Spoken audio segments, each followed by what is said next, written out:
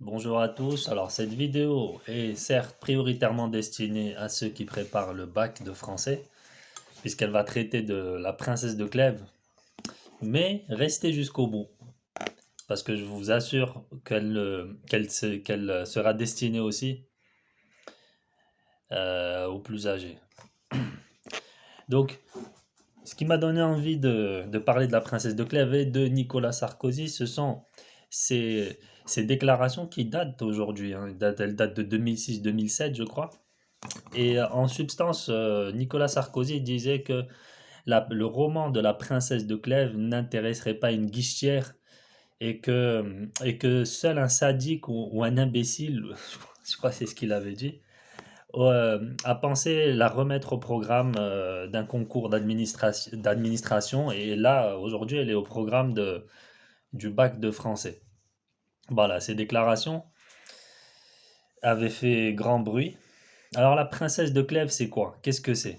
Alors, si tu regardes cette vidéo, si tu es élève de terme de première, lycéen, normalement tu dois savoir ce que c'est. Pour les autres, La princesse de Clèves, c'est un roman d'une dame qui s'appelle Madame de Lafayette.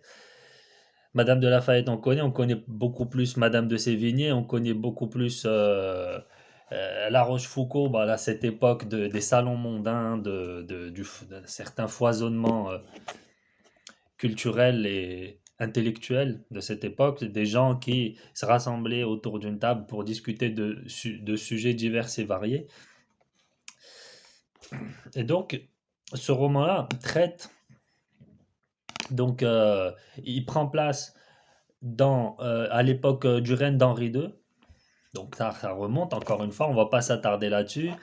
On est au XVIe siècle. Et ça parle de l'histoire d'une jeune femme qui est introduite dans la cour du roi, qui est mariée de manière plus ou moins forcée au roi, et qui tombe amoureuse d'un autre. Voilà, c'est classique. Sauf que, et ça me rappelle une de mes élèves qui me disait, et moi j'attendais qu'elle y aille, qu'elle le fasse, quoi. Ça vous montre un peu la jeunesse d'aujourd'hui. Euh, Et non, elle l'a pas fait, elle n'a pas sauté le pas, et la princesse de Clèves, tout au long du roman, va s'interdire de donner libre cours à ses passions. Elle va privilégier la vertu, la morale, etc. Voilà. Donc, tout le long du roman, on a beaucoup de tergiversations, d'hésitation de la part de la princesse de Clèves, qui est tiraillée entre sa situation de femme mariée et, cette passion interdite. Donc forcément, ça plaît pas. Qu'est-ce que ça nous donne? Ça nous donne beaucoup de monologues intérieurs, beaucoup de, beaucoup d'introspection,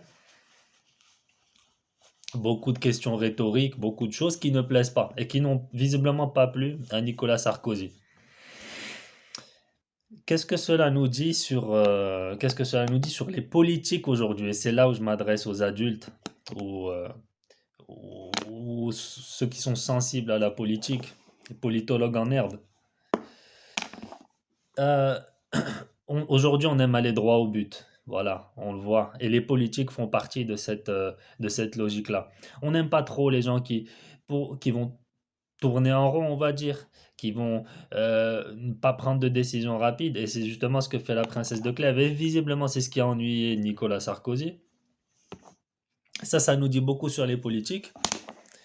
Et je renvoie, ça me fait penser aussi à un rappeur qu'on taxe d'être complotiste, le rappeur Missa, M-Y-S-A, je vous renvoie à son travail qui est faramineux, qui, qui, bon, d'accord, il y a des choses qu'on pourrait discuter, mais ça vaut le détour, et voilà, qui a cette habitude de traiter les hommes politiques de psychopathes.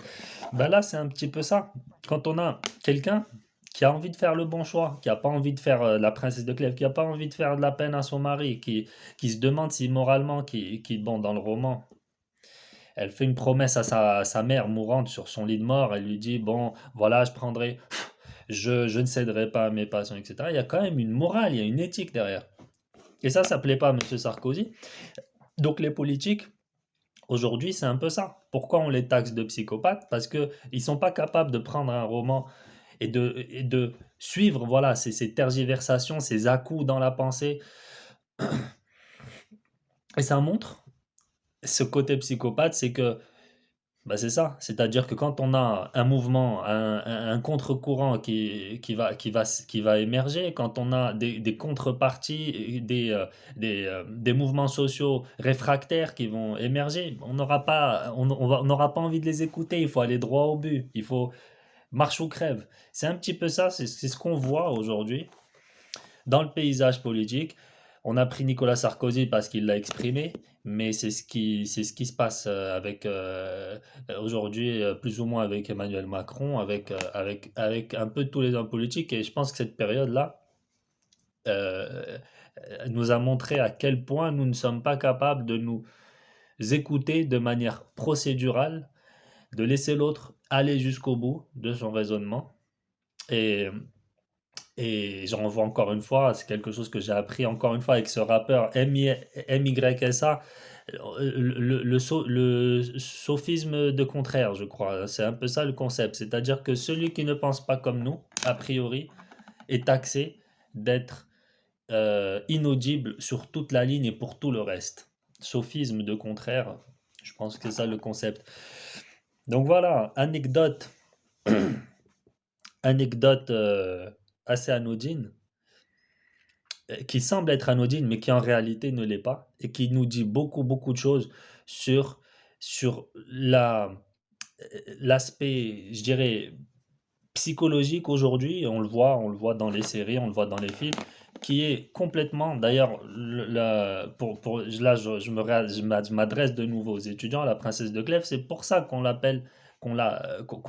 décrit, ce roman, comme un roman psychologique. Parce que les pensées du personnage priment au-dessus de tout. Bon, qu'est-ce qu'on peut dire de plus?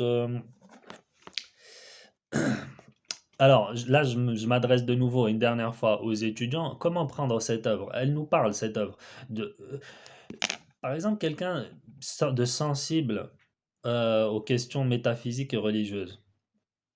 On peut dire que la princesse de Clèves, bon, au final, allez, on va spoiler le roman qui va finalement, à la fin, va se retirer dans un couvent, hein, une fois que son mari est mort, pour ne pas céder à ses passions. On a la notion de sacrifice qui est présente. Quelqu'un qui est sensible aux questions religieuses, aux questions théologiques, aux questions métaphysiques, pour lui, c'est une très bonne porte d'entrée. La notion de sacrifice. Dans la littérature, dans les récits religieux, dans un récit qu'on retrouve un peu dans toutes les religions, on a Abraham, son fils Ismaël, voilà, le Dieu qui demande à Abraham de sacrifier son fils Ismaël, en tout cas dans la religion musulmane, et qui s'exécute. Donc c'est là où on voit toute cette notion de sacrifice. Donc par exemple, quelqu'un qui est sensible aux questions religieuses va s'approprier cette œuvre de cette manière. Une jeune fille va plus qui croit au au prince charmant, va beaucoup plus simplement s'attacher à la noblesse des sentiments, à voilà, cette vision des choses qu'ont les jeunes personnes, etc. Donc chacun aura sa porte d'entrée. Et je finis là-dessus. Et merci pour votre écoute et je vous dis à une prochaine fois peut-être.